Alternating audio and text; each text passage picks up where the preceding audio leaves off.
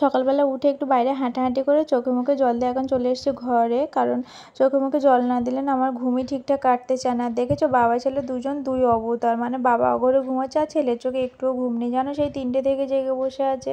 ও তো রোজ 3টে থেকেই জেগে থাকে, আর রাজা তো এখন ওর সাথে একদম জাগতে পারে না। আগে না আমার একটু সুবিধা হতো, কারণ রাজা একটু জাগতো আমি একটু জাগতাম, এরকম করে করে আর কি হতো। কিন্তু ও না এ কদিন মানে অনেক দিনই হয়ে যাচ্ছে ও না রাতে করে জাগতে পারছে না, কারণ ও রাতে অনেকটা রাত করে বাড়িতে আসে, আবার ও অনেকটা সকালে করে যায়, তাই জন্য ওরও কষ্ট হয়ে যাচ্ছে। তাই জন্য কিন্তু আমার একাই জাগতে হয়।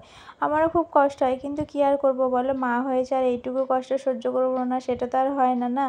তো সকালবেলা উঠে বেড বিছানাটা গুছিয়ে তারপরে আর কি চান দান করে এসেছি, এসে সোনার জামাকাপড়গুলো মেলে এখানে দেখো পুজোটাও দিয়ে নিয়েছি। তারপরে চলে গেছিলাম রান্নাঘরে রান্নাবান্না করতে, কারণ রান্নাবান্নাটা যদি একটু তাড়াতাড়ি হয়ে যায় না, তাহলে সোনার সমস্ত কাজগুলো আমি একটু তাড়াতাড়ি করে নিতে